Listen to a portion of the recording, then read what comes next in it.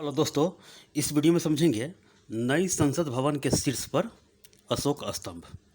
नई संसद भवन के शीर्ष पर अशोक स्तंभ हाल ही में उद्घाटन किए भारत के प्रधानमंत्री मोदी जी द्वारा इसका उद्घाटन किया गया 11 जुलाई को 2022 को। इसके बारे में समझेंगे और इसका जो चिन्ह है, इसका इतिहास है, इसके बारे में समझेंगे और इसमें क्या क्या होता है, किसके लिए यूज होता है अशोक स्तंभ, इसके बारे में समझेंगे। भारत का राष्ट्रीय चिन्ह अशोक स्तंभ है, जिसे 26 जनवरी 1950 को यह अपनाया गया था। ये समझे? अब आगे समझते हैं। देखिए, वर्तमान में जो अशोक स्तंभ है, मुंह खुला हुआ इसका उद्घाटन किया गया है, मुंह खुला हुआ। और पुराने ज़माने का जो था, अशोक के समय का, मौर्य वंश का, ये ऐसा था, मुंह बंद था। तो दोनों में अंतर स्पष्ट है। यह मुंह खुला हुआ है, इसका 11 जुलाई 2022 का इसका उद्घाटन किया गया। इसके बारे में समझेंगे और यह किससे निर्मित है, इसका लंबाई, चौड़ाई, ऊंचाई के बारे में समझेंगे, वजन के बारे में समझेंगे, कितना कारीगर मिलकर बनाया है, इसके बारे में समझेंगे। आइए आगे समझते हैं। देखिए, अशोक स्तंभ। नई संसद भवन के शीर्ष पर अशोक स्तंभ स्थापित किया गया है, जो 11 जुलाई 2022 को प्रधानमंत्री मोदी जी द्वारा इसका उद्घाटन किया गया है।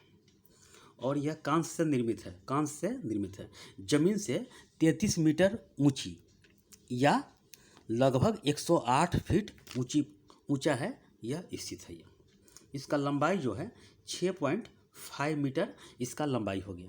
और इसका चौड़ाई जो है 3.3 से लेकर 4.4 मीटर चौड़ाई है ये, यानी कि 11 से लेकर 14 फीट के बीच में इसका चौड़ाई है।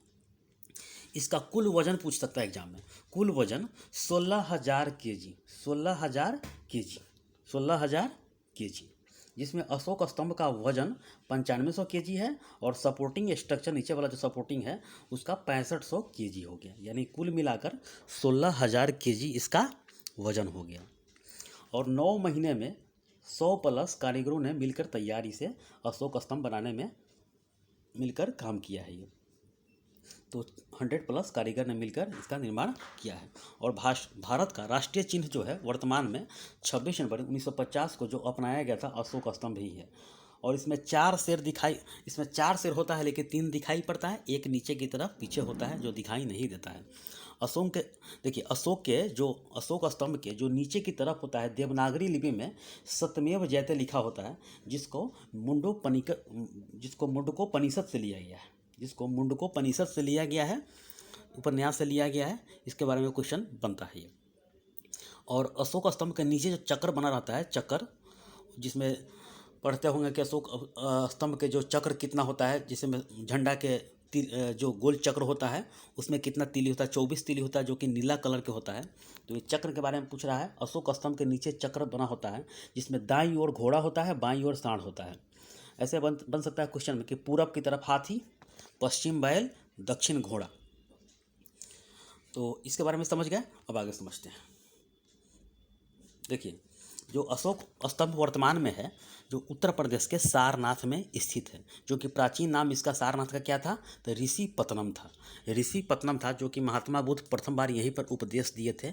इस उपदेश को कहा जाता है वर्तमान के इतिहास में धर्म चक्र प्रवर्तन कहलाता है, जो कि इतिहास की किताब में पढ़िएगा। धर्म चक्र प्रवर्तन महात्मा बुद्ध से जो संबंधित क्वेश्चन होगा तो पूछेगा, महात्मा बुद्ध का प्रथम उपदेश को क्या कहा जाता है, तो धर्म चक्र प्रवर्तन।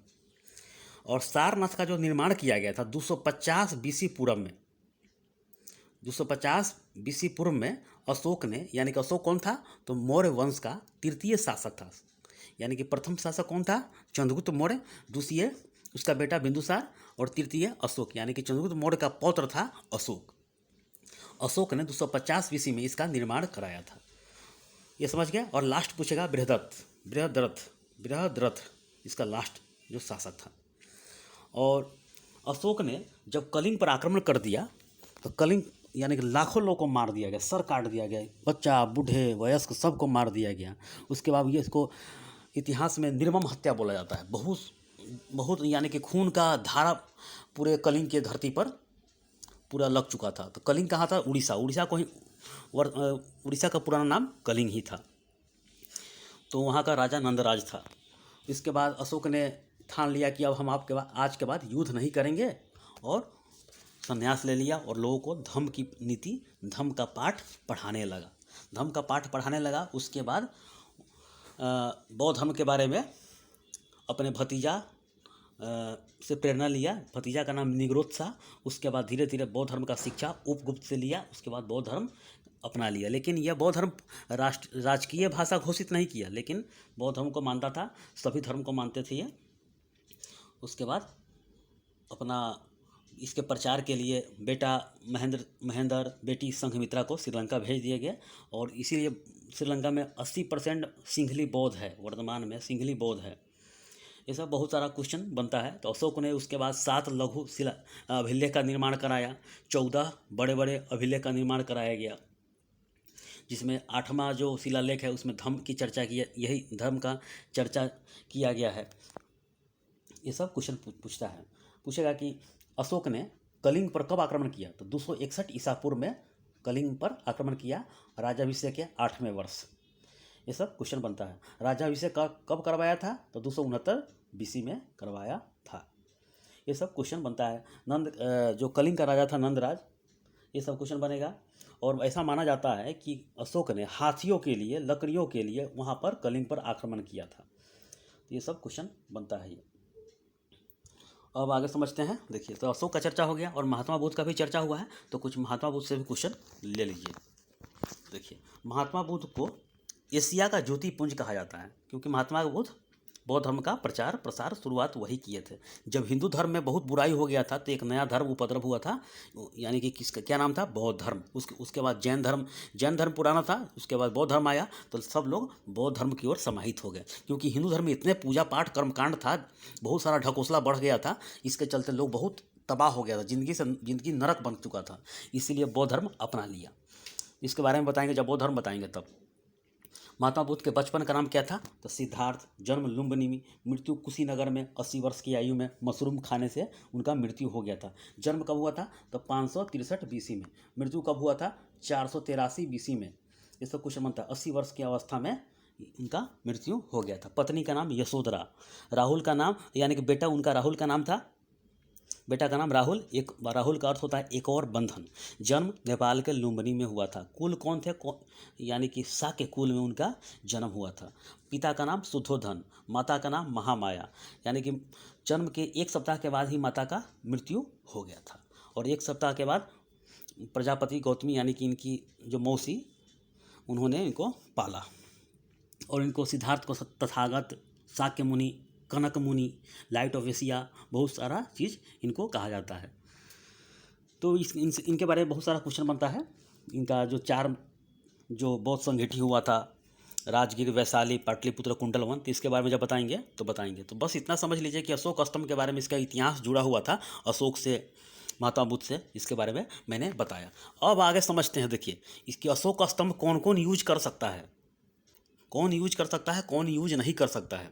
अब आगे समझते। देखिए, राष्ट्रीय चिन्ह को लेकर हमारा कानून क्या कहता है। संविधान में जो कानून बना है, हमारा कानून क्या कहता है। 1950 में 26 जनवरी 1950 को जब लागू हुआ, अपनाया गया, तो जब अशोक स्तंभ को तो राष्ट्रीय चिन्ह अपनाया गया, कुछ नियम भी बनाए गए, नियम भी होगा। तो जैसे अशोक स्तंभ का इस्तेमाल सिर्फ संवैधानिक पदों पर बैठे लोग ही कर सकते हैं, यानी संविधान में जो इसका उल्लेख है, जैसे में भारत के राष्ट्रपति, उपराष्ट्रपति, प्रधानमंत्री, सांसद, विधायक, राज्यपाल, उपराज्यपाल, उच्च अधिकारी जैसे DGP, SP, IPS अधिकारी, जो बड़े बड़े रैंक के अधिकारी होते हैं, ये सब अशोक स्तंभ का इस्तेमाल करेंगे। लेकिन सेवानिवृत्त यानी रिटायर होने के बाद कोई भी पूर्व अधिकारी, पूर्व मंत्री, पूर्व सांसद, विधायक बिना अधिकार के इस राष्ट्रीय चिन्ह का इस्तेमाल नहीं कर सकते हैं, उन पर कार्रवाई किया जा सकता है। आम नागरिक भी इसका उपयोग नहीं कर सकता है। ऐसा करने पर उसे 2 साल की कैद या 5,000 रुपये जुर्माना या फिर दोनों सजा हो सकती है। ये सब अशोक स्तंभ को राष्ट्रीय चिन्ह के तौर पर इसीलिए चुना गया था क्योंकि यह संयमित शक्ति, शांति का प्रतिनिधित्व करता है। अहम सरकारी दस्तावेजों, मुद्राओं पर अशोक स्तंभ दिखाई देता है। तो ये सब क्वेश्चन बनता है। आम लोग इसका यूज नहीं कर सकता, क्योंकि देखते होंगे कि DGP हो, चाहे उसके जो कांधे पर जो लगा रहा था अशोक स्तंभ का चिन्ह, IPS अधिकारी के, बड़े बड़े अधिकारी, ऑफिसर के रैंक पर उनको यह प्रदान किया जाता है। तो ये सब क्वेश्चन बनता है अशोक स्तंभ से। जितने भी क्वेश्चन बनेगा एक भी नहीं छूटेगा। बाकी याद कर लीजिएगा 11 जुलाई को उद्घाटन किया गया था। ज़मीन से 33 मीटर ऊंचाई पर है, 6.5 मीटर लंबाई है, 3.3 से लेकर 4.3 मीटर चौड़ाई है, 11 से 14 फीट के बीच में। कुल वजन जो हो गया 16,000 kg है। 9 महीने में 100+ कारीगरों ने मिलकर तैयार किया है। और भारत का राष्ट्रीय चिन्ह अशोक स्तंभ। तो ये सब क्वेश्चन बनेगा। तो ठीक है, इस वीडियो में इतना ही। धन्यवाद।